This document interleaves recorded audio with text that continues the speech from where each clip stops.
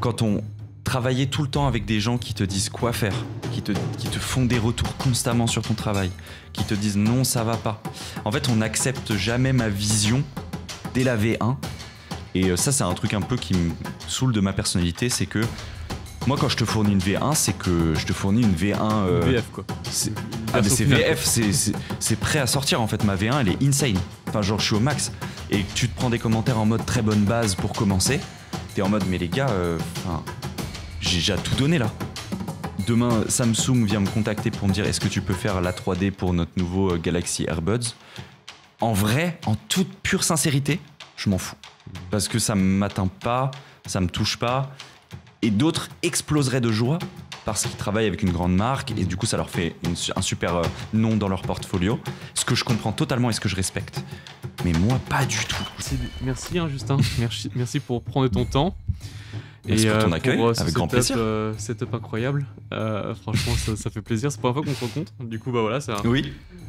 Première discussion dans le bain sur YouTube, donc merci. Direct. Merci beaucoup pour ton temps. Je voulais juste poser un petit peu quelques petites questions. Et ce qu'on pourrait faire à la fin, c'est un petit jeu innovant. Hein. Enfin, ça va être un petit peu différent de ce que j'avais pu faire par rapport à, avec Quentin, aussi avec Balo et avec Melvin aussi. Donc, donc ça va être cool. On verra ça vers la fin. Je voulais juste déjà te découvrir un petit peu. C'est vrai que on a jamais, comme je te disais, on n'a jamais eu le temps de trop se parler. Et puis même au niveau de ton background, j'ai vu quelques vidéos de toi, mais j'ai pas non plus énormément d'informations. J'aimerais bien savoir un petit peu, voilà, d'où tu viens, comment tu as commencé le design et voilà, comment tout ça a démarré de ton côté, quoi. Donc ça remonte à quand même un petit moment. Cette histoire, j'ai l'impression que je la raconte à chaque fois, mais en fait, je pense que personne n'est au courant parce que je la raconte toujours à des plusieurs petites personnes et du coup je pense que ça se prête pas trop.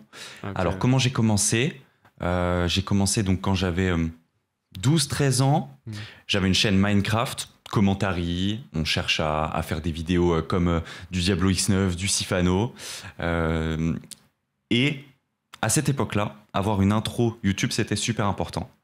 Les intros en 3D avec les textes qui tournent, des néons, synchro sur une musique dubstep, ultra important. Et j'avais pas ça. Et donc je commence naïvement à 13 ans à contacter des GFX, des VFX de l'époque. Et en fait, ils me disent ouais mais non c'est payant en gros. Et là genre ils me disent des prix mais ridicules, ils me disent 10 à 15 euros. Littéralement j'aurais pu sortir ça de ma poche même si j'avais 13 ans. Et en fait non, je dis non je veux pas payer. Donc je tape sur YouTube comment créer une intro YouTube. Je tombe sur un tuto C4D de Custy à l'ancienne pour ceux qui connaissent éventuellement sur Cinema 4D qui fait genre passer ton texte 3D tu sais genre au début c'est un espèce de fouillis 3D et quand il y a un slider qui passe ça fait apparaître ton texte, vraiment l'intro de base que tout le monde avait à l'époque. Donc là on est en 2013-2012 je dirais et donc je rentre là-dedans, j'installe Cinema 4D, j'installe After Effects parce que je découvre que c'est là-dessus qu'on fait la synchro avec le son et qu'on fait les effets et tout. Et je crois que c'est là que je commence à faire mes premières intros et mon premier motion design finalement. Et après, je réplique la même introduction avec différentes fontes et différentes couleurs pour mes potes parce que j'étais trop fier. Et tout commence comme ça. Et après, petit à petit, je vais dans de l'animation de personnages Minecraft, donc du rigging. Et puis, je trouve un public là-bas. Parce que la chaîne YouTube que j'ai aujourd'hui, Justin Buisson, avant, elle s'appelait Flows. Flows Designs. Et dessus, c'était que des intros. Et je faisais ça gratos pour mes potes ou alors je faisais payer des gens qui me passaient des commandes. Là, j'avais 14 ans environ, ou 13 ans. Oui. Et tu ensuite... commençais l'entrepreneuriat à 14 ans, du coup. Ouais. Bon, du coup, full illégal, full PayPal, ce genre de choses, quoi. Genre, tu prends ton 15 euros, ton 20 euros pour une journée de travail, c'est ridicule. Mais voilà, t'apprends la vie, t'apprends les tarifs, enfin, t'apprends ce que c'est de vendre des choses, t'apprends d'avoir des clients très tôt, c'est assez rigolo. Bon, bien sûr, quand t'es dans le jus, à 13 ans, tu penses pas comme ça, tu te dis juste, ah, trop bien, je fais un peu d'argent, c'est rigolo. Mais tu te dis pas, ouais, je suis entrepreneur, etc. Enfin, moi, j'avais pas du tout ça en tête. Et donc, c'est avant tout un passe-temps. Je suis toujours à l'école, à côté, donc c'est quand j'ai le temps. Puis, en fait, la chaîne prend petit à petit. J'ai 15 ans, 16 ans. Je commence à avoir 15 000, 20 000 abonnés sur la chaîne. Et je fais plein d'intros Minecraft pour des youtubeurs Minecraft plutôt connus, plutôt germanophones. Donc, je sais pas pourquoi, j'étais dans la communauté allemande, beaucoup. Et puis après, vient donc la fin du lycée et je fais un peu une pause. J'y touche plus pendant 2 ans parce que c'est peut-être ma crise d'ado à ce moment-là. Je me dis c'est pas cool de faire des trucs Minecraft, c'est pas stylé. Très con d'y penser comme ça, mais voilà, c'est comme ça à l'époque. Puis ensuite, j'arrive au moment du bac et après le bac, faut choisir ce que tu fais. Moi, je pars sur une école, IARTSUP, pendant 5 ans, école privée. Et voilà, je dis à mes parents que je crois que ce que j'ai envie de faire, c'est du design, du graphisme. Eux, ils sont plutôt ouverts à ça. Donc, c'est parti pour cette école de design. Et là, j'en sors tout juste, donc, depuis septembre dernier. Donc, tout juste, non, ça fait presque 1 an, finalement. Et je suis donc freelance à temps plein. Enfin, freelance tout court. Et je fais 50% YouTube. Et 50%, je travaille avec une boîte de production avec qui j'ai un petit contrat récurrent. Petit aparté dans cette vidéo pour te présenter un outil que j'ai développé pour tous les freelances qui souhaitent gagner du temps. Il s'agit d'un template de facture qui est automatisé, c'est-à-dire qu'il va calculer automatiquement le sous-total, la TVA appliquée au projet, etc. Il va juste falloir rentrer une database, le nom, le prénom, le numéro de SIRET, etc. de ton client. Il va automatiquement update tout ça. Et ça te permet de gagner énormément de temps et de ne pas te soucier à tous les petits détails qu'il peut y avoir sur une facture. Donc si tu veux y avoir un accès gratuitement, bien sûr, tout est dans la description. Je vais te laisser, je te prends pas trop de temps et nous on va continuer avec l'interview. C'est parti. C'est vrai que voilà, tu m'as rappelé aussi des petits souvenirs. Même au niveau de tes vidéos YouTube, il y avait une de tes vidéos où tu as essayé de refaire une intro Minecraft pour Inoxtag, c'est ça? Ouais, comme à l'époque, putain. Ouais, comme à l'époque. Ouais, et franchement, c'est un peu comme ça aussi que moi j'ai commencé en faisant des intros YouTube pour ma propre team Call of Duty. Les teams, oui, bien sûr. Et voilà, des frag movies, etc. Donc voilà, c'est marrant, on a un peu le même background, on a tous les deux lancé un peu, se lancer dans le domaine de cette manière. Et ok, c'est vrai que t'en avais déjà parlé, je te remercie pour ce petite piqûre de rappel. Mais c'est vrai que c'est pour les personnes peut-être qui le découvrent, mais après ça m'étonnerait quand même. T'as quand même justement depuis pas mal bossé sur YouTube et t'as une chaîne qui fonctionne vraiment bien. Et justement, j'avais une question au niveau de cette chaîne YouTube et ton parcours de freelance. Dans les quelques prochaines années, comment tu te vois? Tu te vois full YouTube ou tu comptes rester en tant que freelance? Pourquoi pas combiner les deux ou trouver un moyen de lier ces deux passions et métiers? Ouais, je suis en plein dedans cette réflexion. Ouais. Il y a un peu cette peur de partir dans un full YouTube parce que, ça aussi je l'avais déjà dit, mais j'ai l'impression d'être un espèce de... Tu vois, genre plus ça, au début ça va aller, puis après peut-être après 2 ans, 3 ans, je vais devenir une sorte de clown qui est plus au courant de ce qui se fait actuellement dans l'industrie, qui fait que ces trucs dans son coin. Ça peut avoir des choses bénéfiques. Il y a peut-être d'un coup, je vais avoir un déclic, je vais devenir un génie en réal, je vais avoir des idées de fou. Ou alors, je vais juste faire des trucs pas forcément de mieux en mieux parce que je suis plus au courant de ce qui se passe dans l'industrie, parce que vu que je suis à 100% dans YouTube, je suis un peu déconnecté de la réalité, j'ai plus la conscience des tarifs, etc. Je sais plus travailler pour des clients. Tout ça, c'est des compétences en vrai super intéressantes à avoir. Savoir parler à des gens correctement, gérer des projets avec des clients réels qui ont des attentes. Et tout ça, je peux peut-être le perdre avec YouTube. Ça rajoute du confort parce que je suis mon propre boss et je peux faire ce que je veux, à comment je le veux, à la fréquence que je veux. Mais par contre, je suis peut-être un peu déconnecté de la réalité et ça me fait un peu peur de me dire que je suis plus au courant des derniers trucs, que voilà, je m'adapte pas avec ce qui se fait. Alors, les deux peuvent fonctionner, hein. Je peux quand même faire du full YouTube et continuer à me renseigner à côté. Mais j'ai l'impression que si je suis pas vraiment en train de travailler pour des clients ou dans une boîte pour quelque chose, j'aurais l'impression d'être un peu, de plus me rendre compte de ce que je suis en train de faire. Donc ça fait peur, ce full YouTube. C'est pour ça que pour le moment, cet équilibre que j'ai, il est assez sympa. J'ai 3 journées dédiées par semaine à une entreprise. C'est un contrat de prestation. En fait, je leur dis, je vous donne 12 jours dans mon mois. Vous les mettez où vous voulez, bien sûr prévenu à l'avance pour que je puisse m'organiser. Et je travaille 12 jours pour vous par mois. Et puis, je vous fais une facture à la fin du mois. Et à côté de ça, j'ai donc des journées qui se libèrent pour mes projets perso, qui est ma chaîne YouTube. Et je crois que j'ai envie que ça reste comme ça, une sorte de passion. Enfin, vraiment, à la base, c'est vraiment une passion. Hein. C'est genre partager des choses. Et puis si en plus de ça, en partageant des choses, je peux créer une audience et donc je sais pas moi, gratter une sponsor par-ci par-là pour, on va dire, arrondir les fins de mois, je le prends aussi. Mais c'est avant tout pour... Cette chaîne YouTube, elle est avant tout là pour pas m'ennuyer. Parce que sinon, j'ai pas envie de faire un espèce de CDI 5 jours par semaine. Je me sens un petit peu enfermé là-dedans. Mais en même temps, si je suis freelance, bah, ces 2 journées-là que j'ai de libre, il faut bien que je les comble avec quelque chose. Donc c'est cette chaîne YouTube qui m'occupe bien. Et que j'aime bien parce que je me mets pas trop la pression. En tout cas, j'essaye de moins en moins de me la mettre. J'essaye de faire juste des trucs qui me plaisent, des trucs qui me paraissent cool, qui peuvent servir à des gens.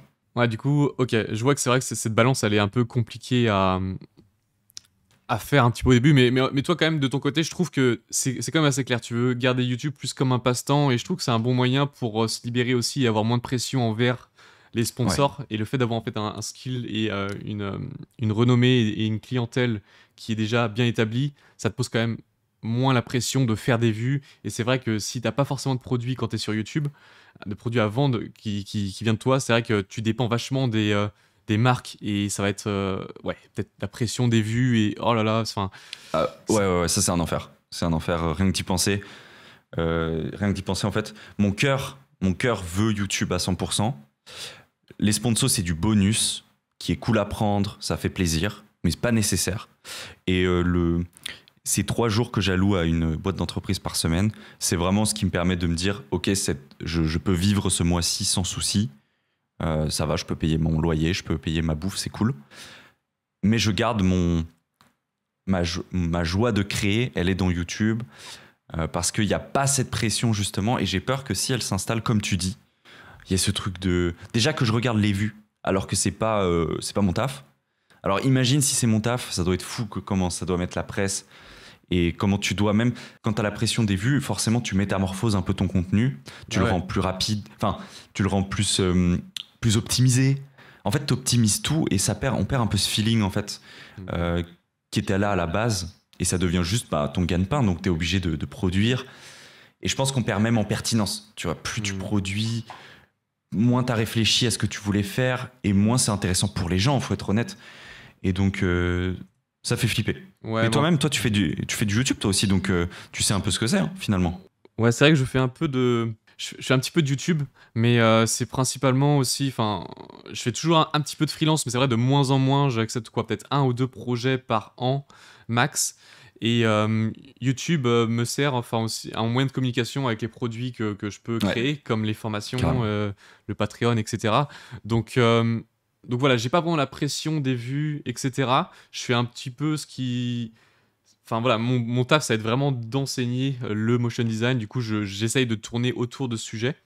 Et c'est vraiment ça le principal. Je dépends pas vraiment des vues. Du coup, je cherche quand même à créer des vidéos en fonction de ce qui peut intéresser justement les gens. Mais je suis pas en mode trop divertissement, même si c'est un excellent moyen, je trouve, de captiver l'attention. Et aussi, tu peux aussi transmettre des messages vraiment intéressants via des concepts forts comme toi ou Balo peuvent avoir. Et c'est ça que je respecte énormément, et c'est vraiment inspirant pour tout le monde, pour toute l'industrie, parce qu'étant donné qu'il n'y a pas énormément quand même de designers dans le milieu. Ah ouais. T'as été, je sais pas, on pourrait aller... Ça se compte sur les doigts de la main en vrai. Hein, enfin, en tout cas francophone, parce qu'il y a quand même beaucoup dans le monde anglophone, il y en a pas mal. Ouais. Mais francophone, au final, t'as vite fait le tour, et c'est pour ça il y avait une niche à prendre. Que j'ai pas saisi parce que je suis un start-upper qui voit une niche à prendre. Non, c'est parce que je sais pas, je me suis dit allez, partageons ce sujet que je vois très peu sous forme de divertissement sur YouTube. On a un peu le cul entre deux chaises, parce que c'est quand même des compétences qui ont une valeur quand même sur le marché, et en même temps on peut faire du divertissement, mais ça va être plus compliqué à monétiser. Du coup on est un petit peu, c'est peut-être pas assez reconnu encore. Peut-être le motion design, le design c'est quand même reconnu, mais pour bien gagner sa vie dans ce milieu et d'avoir du coup une audience assez importante, bien sûr les sponsors prennent en compte du coup ton audience en fonction du marché, quoi. Mais c'est peut-être un peu plus délicat vu qu'il y a personne qui a vraiment creusé, enfin qui a montré la voie et avec des résultats vraiment pertinents et qui voilà montre que, enfin voilà, c'est tranquille. Après bien sûr, enfin je trouve que voilà toi au ballot ou même aussi Bastille 8 montre vraiment la voie à ce niveau-là et je trouve que voilà c'est super pour l'industrie. Mais c'est vrai que voilà, on est encore au balbutiement. Ouais. On est au début, je pense. En fait, on commence à se rendre compte de ce truc. Puis en fait, je pense qu'il y a plusieurs. Moi, j'attends que ça, en fait, qu'il y ait des gens qui se rajoutent et qui viennent en fait enfin, c'est horrible de dire ça, mais nous détrôner. En fait, j'attends que ça. J'attends qu'il y ait des gars plus forts que nous qui font notre métier, qui viennent nous montrer qu'on peut faire encore plus de trucs avec nos compétences. Et je trouverais ça super intéressant même qu'il y ait un gars qui débarque ou une femme qui débarque et qui montre que avec un concept 3D, enfin je sais pas, elle fait un truc en 3D de fou, elle le mixe à un concept de divertissement et voilà, elle crée une vidéo de fou. Moi je suis trop curieux de voir des trucs comme ça. Et aussi, pour revenir sur ce que tu disais, c'est plus dur de gagner sa vie dans ce milieu. En vrai, il y a quand même le truc de les marques, elles sont au courant que tu es une niche et du coup que tu as une audience super précise. Et du coup, l'avantage pour ces marques, c'est qu'elles savent que si elles le sponsorent chez Ballot, moi ou Bastille, elles vont avoir telle audience sûr et certain. Et donc ça vaut plus cher que un youtubeur divertissement, React ou je ne sais quoi, qui a 200 000, 300 000 abonnés. Bah, limite, on va gagner le même tarif, moi, avec une chaîne qui est plus petite à 70, 80K. Parce qu'on a une cible beaucoup plus resserrée. Donc ils savent qu'en investissant cet argent-là, ils auront quasiment 100% de mes viewers qui seront intéressés par ce produit. Là où du divertissement, voilà, si tu sponsorises je sais pas, un truc de mot de passe, ça peut parler à tout le monde, mais voilà, il y a peut-être des gens qui sont moins tech, moins nerd sur ce sujet. Voilà, je pense que tu as compris le truc. Je voulais revenir un petit peu au niveau de ce que tu fais actuellement. Tu es genre full motion design ou tu t'occupes... Enfin, qu'est-ce que tu fais en ce moment avec ton client principal? Cette boîte à côté? Ouais, la boîte. Ouais. Donc la boîte, en fait, je vais déjà clarifier, c'est Behind the Skills. Voilà, je le dis bien pour que les gens puissent chercher. C'est une boîte de prod, corporate / branding, publicité. Enfin, on essaie de faire aussi des pubs un peu plus costauds maintenant. Je fais là-bas de l'écriture des fois, principalement du montage. Ça, c'est 60% de mon taf là-bas. Les 30% en plus, c'est du motion design. Et puis ensuite 10% d'écriture, de création d'assets sur Illustrator, ce genre de choses, quand tu en as besoin en fait. Okay. Donc ce que je fais à côté, c'est pas forcément les trucs les plus fun. Des fois, c'est du corporate pur, une vidéo d'entreprise où ils présentent leurs produits. Et des fois, ça va être un truc un peu plus stylé. Ou sur place, quand on va sur le tournage. Ah oui, je cadre aussi beaucoup, pardon, j'ai oublié ça. C'est abusé que j'ai oublié. Beaucoup de cadrage aussi. Genre, sur les tournages, je suis très à l'aise. Je dirais, j'ai pas plus de 200 tournages à mon actif. Genre, j'adore ça. C'est ma partie préférée même. Toucher des caméras, cadrer, faire un set. Je trouve ça ultra passionnant. Même les lumières, tout ça, le jeu des lumières qu'on retrouve même dans la 3D. Donc, en final, je retrouvais ma logique que j'avais dans la 3D, je la retrouvais dans la vraie vie. Donc, c'était super intéressant. En gros, j'ai cette partie, on va dire, un peu moins fun, qui est des vidéos d'entreprise. Et à côté, j'ai aussi la partie de faire des montages un peu plus costauds, de trucs qui sont vraiment séquencés. Il y avait un storyboard, il y avait des claps, il y a des acteurs, tout ça. Et voilà, donc... On communique quand même pas mal sur ce qu'on fait sur cette entreprise, mais il y a beaucoup de trucs, c'est livré au client et c'est ça lui appartient, donc il communique comme lui il veut. Donc il y a plein de choses, on ne sait pas que c'est nous qui les avons fait. Donc c'est d'ailleurs sur quelque chose qu'on devrait travailler pour travailler notre image de marque. Je dis notre, mais je suis plus vraiment associé à la boîte. C'est juste que j'ai commencé en alternance avec eux en 2020, puis j'ai fait 2021. Puis ensuite, j'ai fini mon école et on a décidé de continuer en freelance. Donc c'est comme si ça faisait déjà plus de 3 ans que je travaillais avec eux. Et donc en fait, j'ai vu tous les débuts de cette entreprise. Au début, en fait, c'était 2 gars qui n'avaient pas énormément de connaissances en vidéo, mais juste, ils avaient des connaissances en entrepreneuriat, comment montrer un projet, etc. Et moi, j'arrive là au milieu et genre, je suis un peu, sans prétention, mais c'est un peu la réalité, je suis un peu un des troisièmes piliers de cette boîte de prod avec eux. Et on a construit tout ça ensemble, on a recruté. Et après, bien sûr, au fur et à mesure, c'est plus eux qui faisaient le truc administratif. Moi, je faisais la partie vidéo. Et puis aujourd'hui, l'entreprise, je sais pas, on est 15, je crois. Ils sont à Lyon et à Paris. Et puis voilà. Moi, je suis un peu détaché de l'entreprise. Je sais plus trop ce qui s'y passe exactement. Mais ils sont quand même dans mon cœur parce que voilà, j'ai quand même participé au début. Et j'estime que je l'ai quand même mené dans une bonne direction. Ouais. Et puis après, voilà, les recrutements ont fait les choses, le temps a fait les choses. Et aujourd'hui, ça tourne bien, il me semble. Et c'est pour ça qu'on continue de travailler ensemble. Il y a une vraie confiance qui s'est installée en vrai, entre nous. Et puis voilà, donc cadrage, beaucoup. Montage, énormément. Motion, ça va, mais pas de malade. Quand même pas mal. Et voilà. Et ensuite, YouTube à côté. Et du coup, au final, dans YouTube, je retrouve tout. Je retrouve tous ces process que j'ai dans une entreprise, sauf que c'est moi qui fais tout de A à Z, l'écriture, la miniature, le montage, le sound design, tout ça. Donc au final, je fais la même chose, mais avec ma liberté à côté, pas de pression, pas de clients. Donc c'est deux visions très différentes, mais qui sont cool, qui sont très complémentaires. Parce que du coup, je garde mon sérieux de l'entreprise, et à côté, je peux garder mon truc fait au feeling, fait maison, chez moi, quoi. Et ouais, c'est vachement intéressant. Et puis, je me demande aussi, là, c'était un peu la prochaine question, mais comment tu as réussi à découvrir cette entreprise ? Est-ce que ça s'est fait au feeling ? C'était des mecs que tu avais rencontrés au hasard ou dans ton école ? Étant donné que pour les designers qui se lancent tout juste dans le milieu, ça peut être intéressant de voir comment démarcher, comment se faire ses premiers clients. Alors, toi, est-ce que c'est du coup full connexion ou ça a été en démarchant sur Malte ou des sites comme ça où tu t'as fait tes premiers clients? Ça peut être intéressant d'avoir ton approche à ce niveau-là. Ouais, c'est beaucoup de chance, beaucoup de timing, beaucoup de connexion, comme tu dis.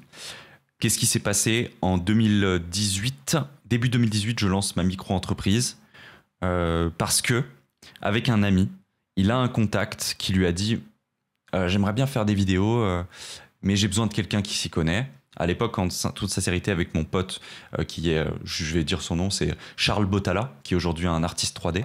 Okay. À l'époque, on était tous les deux en école et on aimait bien la vidéo tous les deux. On avait une petite caméra, voilà.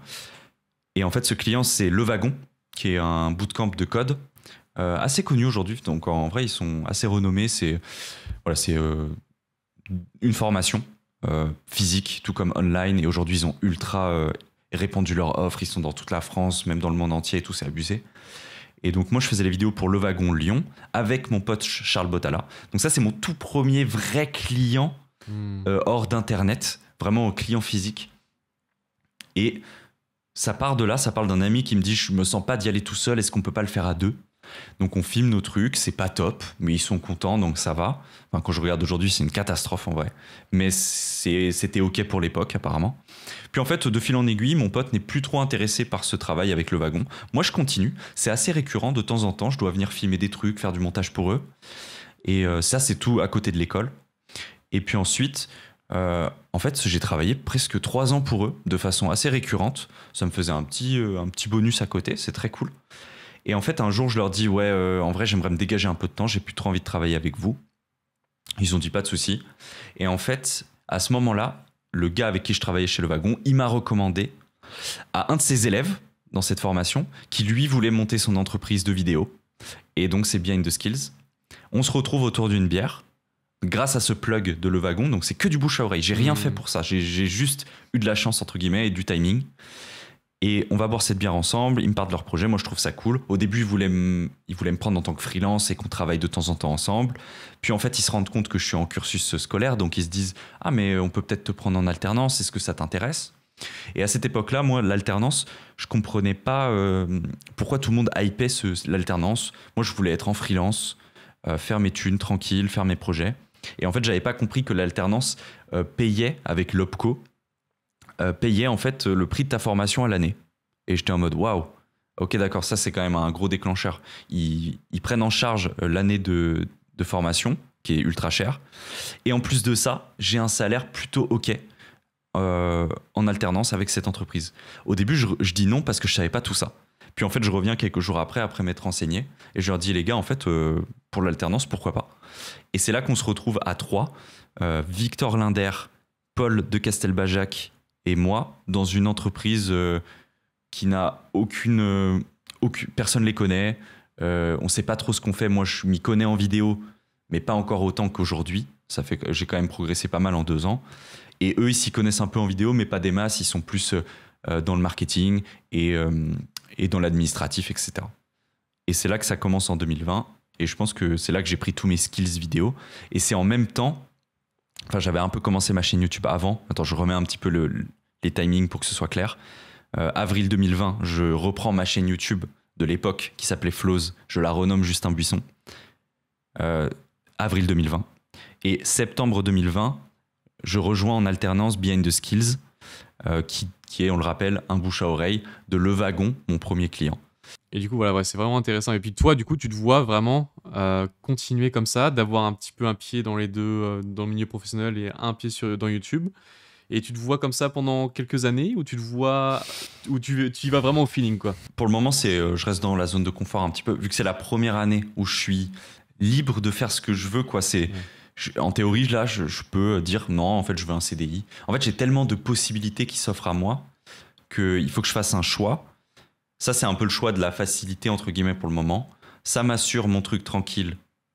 Et à côté, je peux faire ce que je veux. Mais je suis un peu restreint, donc il y a des contraintes. Je peux pas faire autant de YouTube que j'aimerais.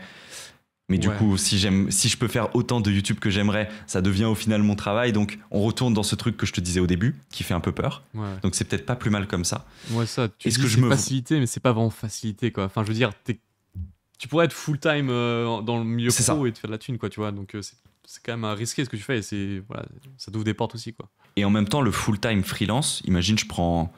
je sais pas, je garde ce client... Et à côté, sur ces 2 jours, je fais pas YouTube, mais je fais d'autres clients où j'essaie d'en trouver d'autres dans la 3D, dans le motion, plus précis.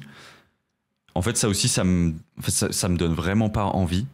Je sais pas, en fait, quand on travaillait tout le temps avec des gens qui te disent quoi faire, qui te font des retours constamment sur ton travail, qui te disent non, ça va pas. En fait, on n'accepte jamais ma vision dès la V1. Et ça, c'est un truc un peu qui me saoule de ma personnalité, c'est que moi, quand je te fournis une V1, c'est que je te fournis une V1... Une VF, quoi. C'est VF, c'est prêt à sortir, en fait. Ma V1, elle est insane. Enfin, genre, je suis au max. Et tu te prends des commentaires en mode très bonne base pour commencer. T'es en mode, mais les gars, j'ai déjà tout donné, là. Et effectivement, je suis d'accord avec le fait qu'on peut toujours améliorer les choses, qu'on peut toujours se challenger, comme ils aiment bien dire, et qu'on peut toujours... finalement, avec la réflexion de tout le monde, ajouter des choses. Mais moi, j'ai le contre-argument de dire, plus tout le monde donne son avis, plus on s'éparpille, plus on sait plus pourquoi on faisait la vidéo à la base. Et en fait, quand tout le monde donne son avis, machin au marketing, machin au développement, le CFO, COO, CEO qui donne son avis sur la vidéo, au final, on sait même plus ce qu'on était en train de faire, on perd notre objectif de vue. Et il faut toujours recadrer les choses. Et moi, ça me fatigue. En vrai, ça me fatigue. Et du coup, c'est pour ça que j'ai ma chaîne YouTube, je crois. C'est pour m'évader un petit peu. Mais comme je te disais, rester quand même connecté un peu. Mais avoir ce moment d'évasion où personne me dit là, à 3 minutes 4, est-ce qu'on peut retirer ça? Non, c'est moi qui ai décidé, je l'ai mis là. Je trouve ça bien. Si les gens n'aiment pas, c'est pas grave. Je m'en rendrai peut-être compte à un moment. En fait, le feedback et les avis sur ton travail, c'est bien. Mais quand c'est tout le temps, moi je peux pas. En fait, c'est ma personnalité. En fait, j'en ai marre qu'on me retoque tout le temps sur ce que je fais, comment je le fais. Et voilà. C'est peut-être un truc d'égocentrique de fou, hein, mais. Ah non, moi je suis complètement comme toi. Hein. C'est pour ça que j'ai décidé de. Voilà, j'étais en studio, ensuite freelance, mais là je préfère faire mes propres produits. Alors du coup, je crée ce que je veux. Si les gens aiment bien et trouvent l'intérêt dans ce que je fais, bah voilà, ils peuvent me suivre sur YouTube et sur les formations. Mais sinon, bah voilà, je suis comme toi, on évite. Enfin voilà le rendu final. Si t'aimes bien, c'est ok. Sinon, c'est vrai que c'est un peu contraignant. Après, bien sûr, bah c'est eux le client, c'est eux qui maîtrisent un petit peu l'output, mais et on a notre mot à dire. Mais je comprends aussi tout à fait le client. Quand tu payes pour un service, t'as quand même une idée en tête, quoi. Tout à fait. Mais Je remets pas ça en cause. ouais, clairement. C'est clair, il paye, il se dit, bah non, mais je paye pour ce que je veux, pas pour ta vision. Et c'est là où des fois c'est flou et il faut être clair dès le départ. Ouais. Est-ce que vous venez me chercher et vous me faites confiance, ou est-ce que vous venez me chercher pour sous-traiter un de vos trucs que vous n'avez pas envie de faire en interne? Je pense qu'il faut être clair dès le départ avec ce genre de truc, parce que c'est le classique, on vient pour ton style, on vient pour ta patte, puis on finit dans un espèce de carte blanche qui n'en est pas une, et au final tu te retrouves avec une vidéo complètement, elle est partie à la boucherie, genre tout le monde a mis son avis, ça part dans tous les sens, on perd l'objectif de base, tu dois te justifier sur absolument tout, tu dois leur dire ok, mais ça va mieux marcher parce que j'ai l'expérience et je pense savoir que ça peut marcher, ou alors à l'inverse, je tente un truc risqué, mais ils me font pas confiance que venez, on prend le pari, ça peut marcher. On me laisse jamais tester des idées un peu risquées. Risqué est un grand mot, hein. Des fois on parle d'utiliser un mot familier ou un angle de caméra un peu différent. Et en fait, non, parce que au début, ouais, trop chaud, nous on aimerait casser les codes, on aimerait think out of the box. Bref, ils te sortent plein de termes comme ça en mode putain stylé, on peut peut-être faire une vidéo un peu créative. Et au final, on revient toujours à une interview double cam. Et voilà quoi. Ça finit toujours comme ça quoi. Donc ça me fait perdre un peu espoir, d'où la chaîne YouTube. Désolé, je tourne un peu en rond. Non, mais ça me fait toujours revenir. À chaque fois quand j'y réfléchis, je me dis ouais, vraiment, heureusement que j'ai cette chaîne YouTube pour souffler un peu. Ouais, souffler, mais aussi c'est un peu du charbon aussi, parce que ton temps perso, tu le consacres à la création de contenu. Du coup, c'est vrai. Ouais, c'est pas une mais t'évader, mais je trouve que c'est un bon investissement quand même d'avoir justement ces personnes qui peuvent suivre ton travail. Aussi, ça va pouvoir dans le futur te donner aussi plus de liberté. Si jamais, je sais pas, tu crées un studio, mais avec tes propres codes ou comme on me disait, tes propres produits ou je ne sais quoi. C'est vrai que c'est toujours une asset qui peut être intéressant pour le futur, quoi. La question du studio, elle est ultra intéressante. Je sais pas toi comment tu te places là-dessus, mais au final, ce qu'on critique là un peu, parce que toi, tu es un peu d'accord avec moi sur ce truc de retour client, relationnel, leur expliquer que ça va pas marcher, mais ils ont payé, donc ils ont le droit de dire nanana. Bon, je suis un rageux. Mais au final, si on crée un studio, est-ce qu'on n'est pas en train de répliquer ce qu'on critiquait avant, ou est-ce qu'il faut arriver avec un placement fort et dire mon agence, vous venez vous payer, mais c'est nous qui décidons, entre guillemets, faut nous faire confiance. Ça va marcher, ça va peut-être pas marcher, mais c'est un pari à prendre. Qui a envie de ça en fait? Personne va se dire je prends le risque de payer 30 000 € pour une prod publicitaire de fou, mais c'est que eux qui sont recommandent et on leur fait confiance. Et imagine ça flop, tu vois, en fait ça marche que dans un monde idéal. Donc il y aura toujours ce truc de retour client, quoi qu'il arrive. Et du coup, cette question de studio ou d'agence à créer, je crois que ça me fait pas rêver tout de suite. Peut-être quand j'aurai pris de la maturité et que je regarderai cette interview dans 3 ans et que je me dis mais qu'est-ce qu'il raconte cet égocentrique de merde à tout le temps dire que son travail est bien et que le remettre en cause par des gens il rage ou quoi que ce soit. Donc peut-être que là-dessus il faut que j'évolue et que je change de perspective, mais c'est ma perspective actuelle, donc je m'en éloigne. Mais ouais, désolé, j'ai embrayé sur le truc de studio, mais du coup toi, qu'est-ce que t'en penses de ce truc de studio? Est-ce que ça te passe par la tête? Est-ce que ça te donne envie? Ouais, bah, j'avais le même point de vue que toi. C'est vrai que je suis passé par différentes petites phases, que ce soit en tant que freelance, création de formation. Et là, c'est vrai que je m'intéresse de plus en plus à la création de studio, mais pas le studio classique, tu vois. Enfin, je travaille dessus et peut-être que j'en parlerai peut-être ou non une fois que ce sera lancé, étant donné que voilà, je cherche un peu à disrupt un petit peu l'industrie et de créer une manière un petit peu nouvelle de créer des animations et se positionner en tant que studio. Stylé.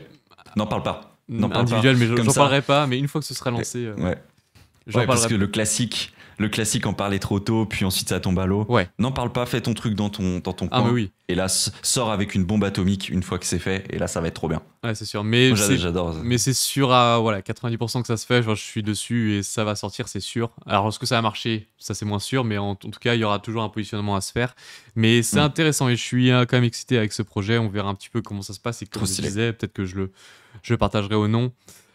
Mais ouais, le style de studio, je suis d'accord avec toi. C'est vrai que tu te crées aussi une prison un petit peu dorée. Parce que c'est vrai que les forcément les budgets sont plus élevés, mais aussi les retours peuvent être contraignants, aussi dealer avec les différents freelanceurs que tu peux appeler, le boulot qui serait peut-être pas bien fait, etc. C'est beaucoup de contraintes qu'il faut penser. Et voilà, il faut vraiment avoir aussi peut-être son cercle, son réseau pour bien travailler. Mais en tout cas, c'est pas enfin, tout le monde peut pas, je pense, n'a pas forcément les épaules pour gérer un studio, et tu te positionnes moins en tant qu'artiste, en fait, tu te positionnes plus en tant que gérant. C'est un peu comme Quentin Deronzier quand il se lançait avec Woof Collective, il avait son studio, mais voilà, ça lui manquait un petit peu le pouvoir développer des idées, d'avoir vraiment la main dans la pâte et moins être en tant que gérant d'entreprise, quoi. Du coup, c'est vrai que ça dépend un peu de la personnalité de chacun aussi, vers quelle direction on veut s'orienter. Je trouve ça fou parce qu'autour de moi, il y a des gens qui ont créé leur studio de 3D, et c'est un collectif de 4 personnes. Et en fait, ça me fait tout sauf rêver, quoi. Et c'est fou à quel point on est aux opposés en termes d'idéologie ou même d'envie. Eux, ils sont trop contents de travailler pour des grands clients, des grandes marques, et de leur faire des beaux designs en 3D. Et moi, mais vraiment, demain, c'est peut-être pas ouf de dire un truc comme ça, mais demain, Samsung vient me contacter pour me dire est-ce que tu peux faire la 3D pour notre nouveau Galaxy AirBuds. En vrai, en toute pure sincérité, je m'en fous. Parce que ça ne m'atteint pas, ça ne me touche pas. Et d'autres exploseraient de joie parce qu'ils travaillent avec une grande marque et du coup, ça leur fait un super nom dans leur portfolio. Ce que je comprends totalement et ce que je respecte. Mais moi, pas du tout. Genre vraiment, forcément, ça me ferait un petit truc, je pense, d'ego pur. Mais dans la finalité, pas envie, quoi. Ouais, et puis ça dépend un peu. Enfin, si t'es en tant que freelance, ça peut être cool parce que pour le portfolio, ça va t'attirer beaucoup plus de clients, vu la taille du client, tu vois. Mais c'est vrai que si t'es en mode sur YouTube, il n'y a pas vraiment d'intérêt à avoir ce type de client. Ok, parce que forcément, tu seras limité et ça va jamais être une carte blanche, quoi. À part si t'es un artiste qui est vraiment qui a une grosse réputation, etc. Mais sinon, à part ça, c'est souvent t'as énormément d'allers-retours, etc. C'est pour ça que je trouve que pour les personnes qui savent pas vraiment si ils veulent créer un studio ou être en tant que freelance, etc. Je pense que ça peut être intéressant pour eux de déjà intégrer un studio, voir un peu comment ça se passe, voir au niveau des retours, etc. Et se faire un avis ensuite, et pas directement dire ok, je vais créer un studio maintenant. Déjà faut avoir les couilles quand même de le faire, ou en tout cas avoir une première étape qui est en tant que freelance avec des petits clients sur des plateformes de free, etc., avec tes propres contacts. Mais créer un studio, faut déjà en intégrer un, je trouve, pour vraiment voir un petit peu comment tout ça fonctionne, pour voir un peu la mécanique. Bien sûr, rien n'empêche de te lancer dès jour 1, mais ça peut être quand même risqué. Je recommande d'aller pas à pas, un peu comme toi aussi, ce que tu as fait. Enfin, tu as eu tes premiers clients. Tu n'as pas vraiment intégré de studio, remarque. J'ai intégré en 2020 un stage de 3 mois dans un studio de 3D qui s'appelle 908 à Berlin. Et j'étais stagiaire et j'avais déjà une belle pression en tant que stagiaire. Alors, j'imagine même pas les mecs à temps plein sur du C4D Octane avec des retours clients, des temps de rendu. Ils avaient des fermes de rendu. Il faisait 60 degrés dans les pièces. C'était vraiment le truc classique du studio 3D. Ils sont enfermés dans le noir. Ils font de la 3D toute la journée. Et il y a un client qui fait à la fin de la journée « J'aime pas ». Et allez, on recommence. Du coup, vraiment, c'était le classico, quoi. Ouais. Et moi, j'étais juste stagiaire et j'avais déjà une belle pression sur moi, alors que moi, je suis là pour apprendre, etc. Et aussi, j'étais chez Cabochard à Lyon. Là aussi, stage de 3 mois, humainement parlant, dinguissime. J'adore les gens là-bas, ils sont adorables. C'est bête d'entreprise. Cabochard à Lyon. Vas-y, je regarde. Et ensuite, ça s'est tellement bien passé que j'ai fait 2 mois de CDD avec eux pendant l'été. C'est rien du tout, hein, mais c'est l'histoire d'eux. Tu sais, ils m'ont dit, franchement, c'était trop bien avec toi. Si t'as rien à faire cet été, on t'offre un petit contrat sur 2 mois. J'ai fait, let's go. Et du coup, au final, c'est comme ça que tu te fais un peu tes contacts, que tu découvres l'entreprise. Donc, j'ai quand même vu Le Wagon en tant que freelance. J'ai vu 908 en tant que stagiaire pendant 3 mois. J'ai vu Studio 3D / animation. Donc, il y avait des animateurs de fous, hein, vraiment. Ils nous mettaient tous à l'amende, quoi. C'était des animateurs de malades, syndrome de l'imposteur au max. Et à côté, Cabochard, boîte de prod, j'étais cadreur-monteur là-bas. Donc j'ai quand même vu l'entreprise classique. Ça va, je l'ai quand même bien vécu. Ouais. Pas énormément, évidemment. Donc là, je suis beaucoup plus dans le... Après, là, ce que je fais en freelance avec l'entreprise actuelle, Behind the Skills, je travaille de chez moi. J'ai quand même 3 jours par semaine où je dois montrer que je suis présent et je travaille pour eux. C'est une forme... C'est pas du salariat déguisé parce que il y a un contrat, c'est clean, tout est légal, pas de souci. Mais on est proche d'un truc où en fait, je suis récurrent pour eux. Donc en fait, c'est comme si j'étais un peu embauché entre guillemets quoi. Mais je le suis pas. Ouais, ouais. Mais voilà. En vrai, Je sais ouais, pas où est la limite d'ailleurs avec le salariat déguisé, ce truc là. Je sais plus exactement, exactement comment ça se passe. Ouais, je sais pas non plus. J'ai aucune info à ce niveau-là. C'est vrai que pour ma part, j'ai toujours été soit free, soit vraiment en studio, quoi. Mais Ouais, t'as ouais. fait quoi toi d'ailleurs avant que tu te lances dans tes trucs où tu fais tes produits, ta vision et tout? Moi, j'étais en école de design graphique à l'ISAREN, Mhm. où on voyait un tout petit Mhm. peu de motion design 2D, quoi, principalement. Ok. Du coup, moi, je me suis formé de mon côté en 3D, sur Cinema 4D, etc., sur YouTube et avec des formations, quoi. Et ensuite, j'ai directement cherché à rejoindre un studio sur Londres. Parce que, enfin, voilà, l'anglais, c'est primordial, surtout dans ce Bien sûr. milieu, même en général. Et plus, je voulais vraiment, voilà, commencer à augmenter mes skills de manière plus rapide et être rémunéré tout en apprenant. Du coup, c'est pour ça que j'avais directement cherché une entreprise sur Londres, à Daspik Studio, alors que c'était voilà, vraiment les débuts où Ok. c'était compliqué, mais voilà, on se fait ses armes. Et après 1 an, j'ai rejoint un autre studio qui était Fluent Studio. Et à ce moment-là, je commençais à développer un petit peu la chaîne YouTube et basculer pendant 6 mois sur la chaîne YouTube et ensuite revenir encore une fois à Londres, étant donné que c'est un petit peu ce syndrome, genre, c'est un petit peu comme, voilà, j'ai envie d'être crédible dans le domaine, avoir bossé pour des projets quand même intéressants et être satisfait de mon niveau. C'est plus pour ça que moi je me suis dit, ok, maintenant mon niveau il est ok, je peux basculer, je vois un petit peu comment tout ça fonctionne, techniquement je vois comment ça se passe, je maîtrise le domaine, enfin je maîtrise pas le domaine parce que voilà, on maîtrise jamais je trouve, mais au moins Oui, je suis satisfait de mon niveau, j'ai atteint ce niveau là, ok, maintenant je peux passer à autre chose. Et j'ai voilà, bossé pour quand même 4 studios au total, pour ensuite me lancer à temps plein sur YouTube et avec mes formations. Mais ça a été Stylé. vraiment, voilà, au fur et à mesure, c'était vraiment une transition, quoi. Et c'est ce que je recommande Je aussi, d'avoir un pas dans l'inconnu et un pas dans ce que tu maîtrises, quoi. Histoire de, voilà, d'avancer petit à petit. Et maintenant, ok, j'ai les 2 pas sur YouTube et avec voilà, tout ce domaine de l'entrepreneuriat. Et donc, voilà. Je trouve que c'est bien ce que tu as dit quand tu disais là, tu as atteint ce niveau. En fait, tu fais une espèce de checkpoint. Exact. Tu coches une case, tu te dis, tu prends un peu de recul, tu fais bon, en vrai, là, j'ai atteint un niveau qui est bien pour ça et ça va me permettre de faire ça. C'est bien de s'en rendre compte parce qu'effectivement, comme tu dis, on s'arrête jamais d'apprendre. C'est infini. On sera jamais professionnel dans le rigging des cheveux. Et tout comme on sera jamais professionnel dans l'animation Houdini. Si tu t'y mets pas à 100%, il y aura toujours un mec plus fort que toi. Donc, dans ce domaine où on est un peu plus généraliste, je dirais, c'est bien de cocher des petites cases. De se dire, ok, j'ai acquis des nouvelles compétences. Là, ça va me permettre d'apprendre des nouvelles choses aux gens sur YouTube. Et c'est pour ça que garder le pied dans l'industrie, comme tu dis, c'est d'une importance primordiale. Quand tes ambitions, c'est d'apprendre des choses aux gens. Si tes ambitions, c'est de faire du storytelling et de faire des vidéos plus accessibles à tout le monde, pas de souci. Si par contre, ton ambition, c'est dans tes vidéos de ramener toujours un petit peu de choses d'apprentissage à des gens, voilà, faut garder un pied dans l'industrie parce que sinon, c'est comme ce que je disais au début, tu sais, t'es un peu ce gars qui tourne un peu en rond. Et voilà, tu te renouvelles pas et tu cherches pas non plus les nouveautés, les nouveaux outils, je sais pas, les nouvelles IA qui vont te permettre d'améliorer tes rendus, etc. Donc ouais, c'est clair que tu vas être moins pertinent. Moins légitime en fait, en vrai. Ouais, je sais pas si légitime si c'est le mot. Après légitime, je sais pas, parce que après ton travail, tu vois, enfin, on le voit, on peut se rendre compte de ton niveau, on peut le juger.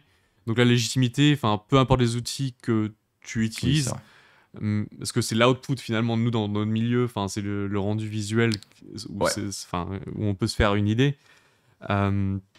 Donc ouais, c'est plus au niveau de, enfin, je pense que c'est un ressenti aussi personnel, tu vois, de de se sentir légitime ou pas et de voir aussi se comparer à ce qui se fait dans l'industrie et se dire ok là je suis plus au niveau, il faudrait peut-être que Complètement. je me fasse quelques mois de rattrapage on peut dire. Mais c'est un peu ça genre. Mais ouais, c'est vraiment important de noter des goals, d'avoir des checkpoints comme tu dis.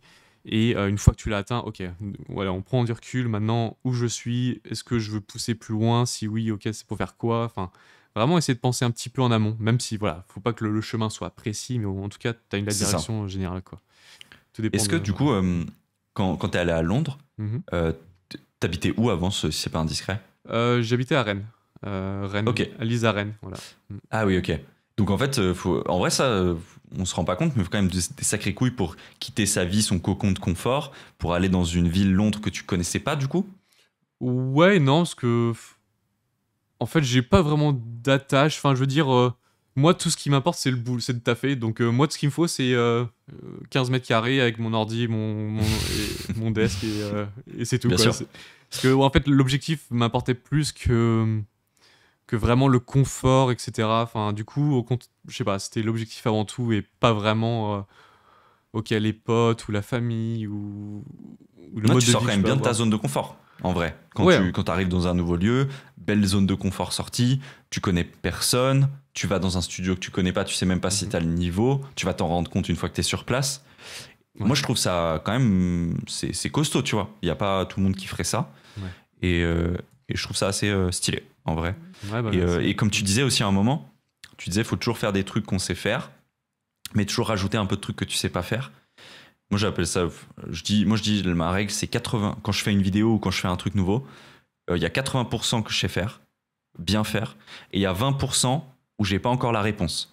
Comme ça, à chaque fois, je progresse petit à petit, et j'ajoute ces petits 20% en ayant contacté quelqu'un qui peut m'aider, en ayant trouvé sur Internet. Et du coup, ça me laisse toujours un tout petit apprentissage. Et les 80%, c'est un truc que j'estime maîtriser. Et que du coup, en le refaisant, je vais un peu le perfectionner. Puisque je le refais. Et du coup, j'augmente petit à petit comme ça. Et dans chaque vidéo, en fait, je me rends compte que j'ai fait sur YouTube, bon, pas toutes, parce qu'il y a des vidéos où il y a juste du 100% confort. Mais il y a des vidéos où c'est à chaque fois, des fois, c'est même du 50% je sais faire. Et 50%, c'est... Waouh, il va falloir que je contacte qui? Comment je vais faire pour les angles de cam? Qu'est-ce que je vais faire pour les micros? Et tout ça, c'est des micro-apprentissages qui font la différence sur le long terme. Entre 2-3 vidéos, tu verras pas beaucoup la diff. Par contre, sur 1 an à faire ça, tu vas te dire ah ouais, quand même, tous ces petits apprentissages de faire attention aux imprévus sur les tournages, être plus efficace quand tu enregistres, apprendre à écrire, même développer des nouvelles compétences dans ta vidéo, apprendre des nouveaux trucs de motion. Petit à petit, en fait, tu progresses. Tu prends pas trop de risques, puisque c'est que 20%, entre guillemets. Donc, tu peux te permettre de fail sur ces 20% et d'avoir quand même 80% de ce que tu es en train de faire qui est exploitable. Et voilà. Et puis même le fail peut être quelque chose dont tu peux parler, ça peut devenir intéressant.